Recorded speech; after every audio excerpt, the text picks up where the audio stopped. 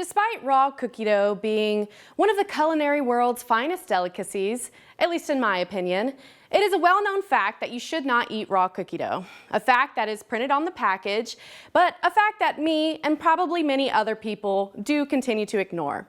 The reason why you should not eat raw cookie dough is mostly salmonella.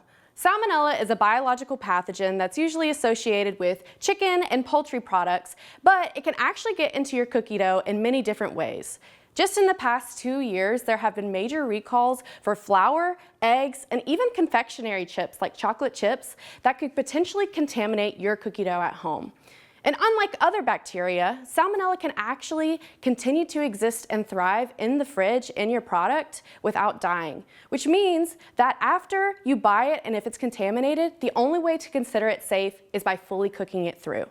But if you decide to ignore that and continue to eat it anyways, it can lead to something called salmonellosis. It's a type of gastroenteritis that can cause nausea, fever, vomiting, diarrhea, and just a lot of icky, not fun things that you don't really want to associate with your food.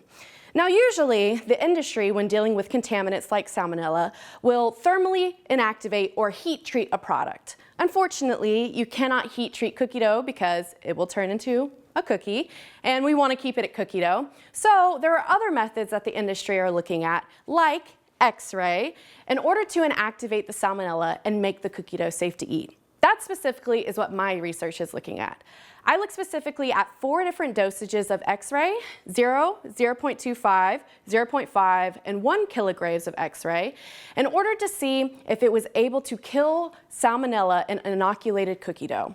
I found that with the highest dosage of X-ray, around 1 kilogram, we were able to achieve around 2 log reduction, which is a pretty good reduction of salmonella in the contaminated cookie dough.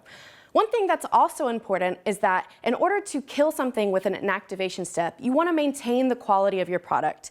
Using my X-ray or using the X-ray method, I was able to see that it did not contribute to a large change in quality in the product, meaning that X-ray could potentially lead to safe cookie dough and also still really good to eat cookie dough.